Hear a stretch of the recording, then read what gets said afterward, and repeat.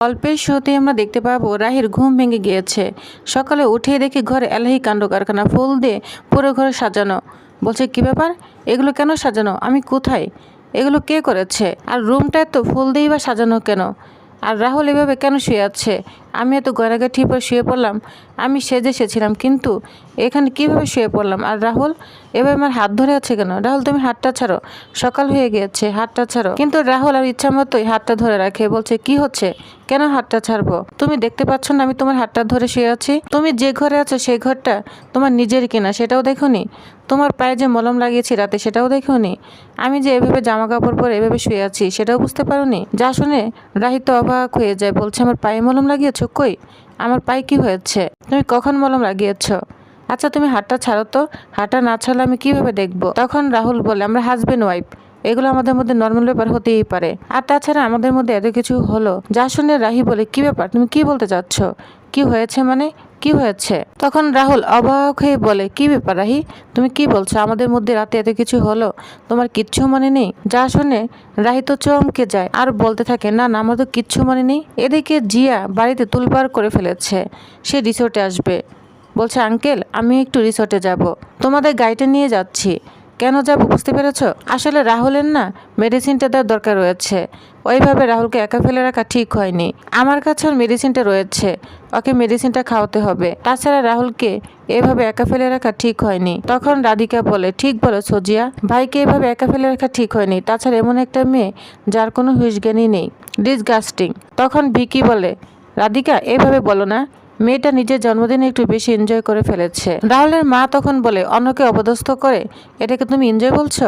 জিয়া তখন বলে ভিকি সবাইকে অপদস্থ করে এটাকে না এনজয় বলে না, ঠিক আছে তোমাদের ডিস্টার্ব করতে চাই না, তোমরা বরং রুমে চলে যাও, আন্টি তাহলে তোমাদের গাড়ি দাও, আমি বরং রিসোর্টে চলে যাই। তখন এখানে রাহুলের বাবা চলে আসে, বলছে কোনো দরকার নেই, রাহিমার সঙ্গে হাজবেন্ড রয়েছে, ওর কি হলো না হলো সবকিছু দেখার দায়িত্ব রাহুলের, তোমার নয়, বুঝতে পেরেছো, একদম যাবে না, ঘরে বের হবে না, ঠিক আছে। তখন এখানে নিমু লাক্স অনি চলে আসে, বলছে যা একটা কাজ করা যাক, নিমু লাক্স অনি তোরা বরং তোর বৌদিকে নিয়ে চলায়, কারণ বোর হয়ে এসেছে প্রায়। তখন নিমু বলে ঠিক বলেছো বাবা, আমরাই যাচ্ছি। এক সেকেন্ড জিয়া, তুমি বৌদিকে নিয়ে খুব চিন্তা করেছিলে, এই জন্য ধন্যবাদ, ওষুধটা আমাকে দাও, আমরা বরং বৌদিকে ওষুধটা দিয়ে দিব, ঠিক আছে। হাত থেকে ওষুধটা কেড়ে নেয় লাক্স, আর তখন রাগান্বিত হয়ে যায় মনে মনে জিয়া। এদিকে রাহি রাহুলকে প্রশ্ন করে চলেছে, বলো না কি হয়েছে। রাহুল এক কথাই বলছে কিচ্ছু মনে নেই রাহি। তখন রাহি বলে না না আমার তো কিচ্ছু মনে নেই, ওই যে কেক কাটিং থেকে শুরু করে জিয়ার সাথে শ্যাম্পেন খাওয়ানো হলো, তারপর আমার কিছুই মনে পড়ছে না, তুমি বলে দাও না এত সাসপেন্স ক্রিয়েট কেন করছো রাহুল। রাহুল তখন আবারও সে একই কথা বলতে থাকে, তোমার সত্যি কিছু মনে নেই, আমরা তাহলে কাল রাতে এত কাছাকাছি কেন এলাম। যা শুনে রাহুল বলে তুমি কি বলছো এসব, আমার কিচ্ছু ভালো লাগছে না, এই মুহূর্তে আমি বাড়ি চলে যাব। রাহি বাড়ি যাওয়ার জন্য প্রস্তুত হলে তখন ওইখানে নিমু লাক্স উনি চলে আসে, তারা তিনজনই খুব মজা করতে থাকে, বলছে ভাই এত সাংঘাতিক অবস্থা, ফুল টুল সব ছিঁড়ে ফেলেছিস, তারপর রাত কেমন কাটলো, ঘুম কেমন হলো। তিনজন এক এক কথা বলতে থাকে। লাক্স বলে বাহ শার্টের বোতামগুলো তো ছিঁড়ে গিয়েছে, লাগাতে পারিসনি, আর বৌদিকে তো খুব সুন্দর লাগছে, পার্টিতে যেভাবে এসে গিয়েছিল সেরকমই লাগছে।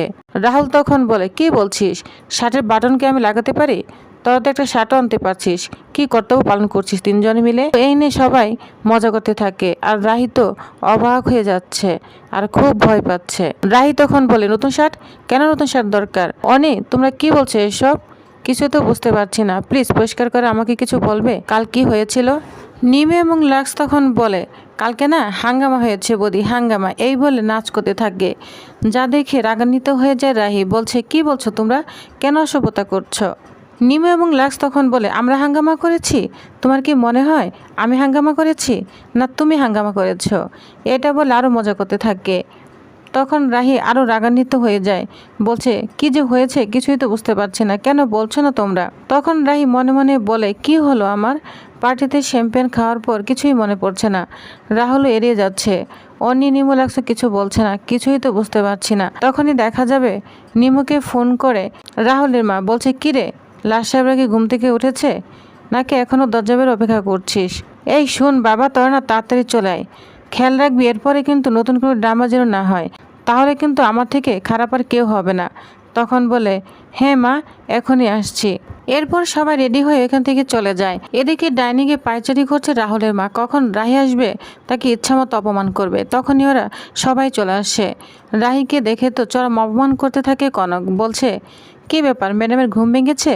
আসুন আসুন, চা খাবেন? তখন রাহি বলে, না মা, আমি চা খাবো না। আপনি এভাবে কেন কথা বলছেন? আমার কি হয়েছিল? আমি কি এমন করেছি? কেন আপনারা সবাই এভাবে কথা বলছেন? তখন বলে, মনে নেই না? আচ্ছা ঠিক আছে, চা খাবে না, আরও কিছু খাবে? চা খেলে না ঘুম ভাঙবে এবং সাথে অনেক কিছুই কেটে যাবে। অনেক অপমান করতে থাকে। রাহি কিছুই বুঝতে পারে না। তখন রাহুলের বাবা বলে, থাক, এসব কথা বলা লাগবে না। যা রাহুল, তুই রাহিমাকে নিয়ে ভিতরে যা। তখন জিয়া বলে, রাহি সরি, তোমাকে না শ্যাম্পেন খাওয়াটা ভুল হয়ে গিয়েছে। তখন রাহি বলে, না ভুল হবে কেন, আমি তো অল্প একটু খেয়েছি, বড় কিছু হওয়ার কথা নয়। তবে আমার মনে আছে জুস খেয়েছিলাম। তখনই সবাই কথা শুনে অবাক হয়ে যায়, বলছে জুস? তখন ভিকি আর জিয়া তো অনেক ভয় পেতে থাকে। ভিকি বলে, এটার কথা তো ঠিক মনে আছে, কি জানি হয় কে জানে, এটা নিয়ে ভয় পেতে থাকে। অন্যদিকে রাহুল বলে, চলো আর কোনো কথা বলে লাভ নেই, ভিতরে চলো, তোমার সব মনে পড়বে রাহি, আস্তে আস্তে সব মনে পড়বে। তখন রাহুল রাহিকে নিয়ে ভিতরে যাবে। ওই মুহূর্তে কনক বলে, দাঁড়াও 1 মিনিট, তোমার সাথে তো আমাদের একটা সম্পর্ক রয়েছে। কালকে না জগন্নাথের স্নানযাত্রা পূজা রয়েছে, সেখানে তোমাকে কিছু দায়িত্ব নিতে হবে। তখন বলে, মা বলুন না, আমি সব কিছু দায়িত্ব নিব। কনক তখন বলে, না না, আমি কি পাগল নাকি তোমাকে সব দায়িত্ব দিব?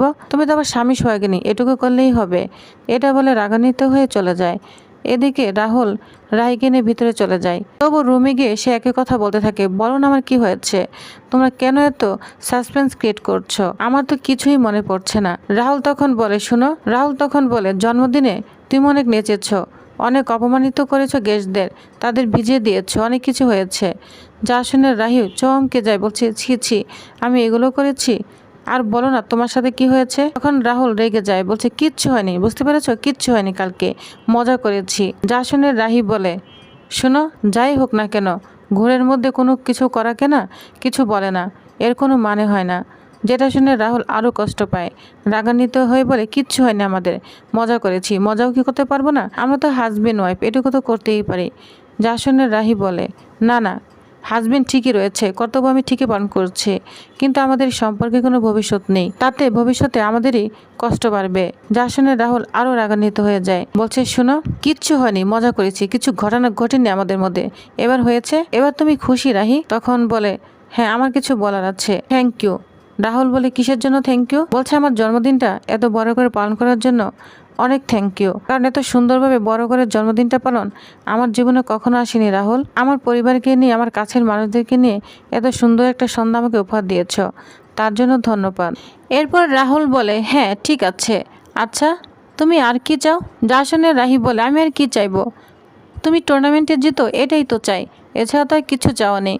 তখন রাহুল বলে, ঠিক আছে, তারপরে তো আমাদের দুজনের মুক্তি, এ পর্যন্ত তোমার কর্তব্য শেষ, আর আমাদের মধ্যে আর কোনো সম্পর্ক থাকবে না, ঠিক আছে? এটা বলে চলে যাবে। তখন রাহি বলে, দাঁড়াও, সম্পর্ক থেকে আমি মুক্তি চাচ্ছি না তুমি চাও? তখন রাহুল বলে, দুজনেই চাই। এটা বলে রাহুল চলে গেলে রাহি তো আরও কষ্ট পেতে থাকে, বলছে, আমি কি বললাম, ও এভাবে চলে গেল। এদিকে বাড়ির সবাই রেগে যাচ্ছে রাহির উপর।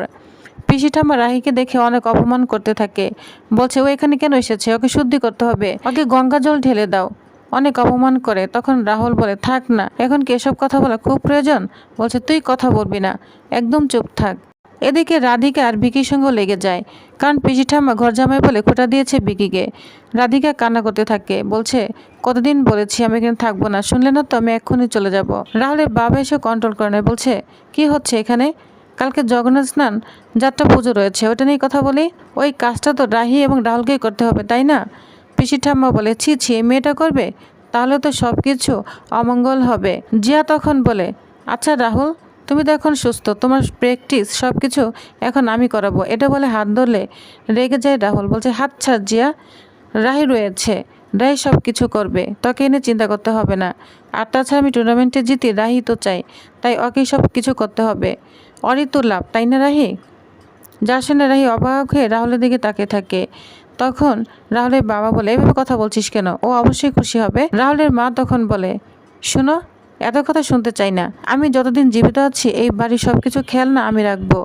যে মেয়ে নিজের বাড়ির মান সম্মান মর্যাদা কিছুই রাখতে পারে না, সে আর কি খেয়াল রাখবে? আর যা শুনে রাহি চমকে যায়।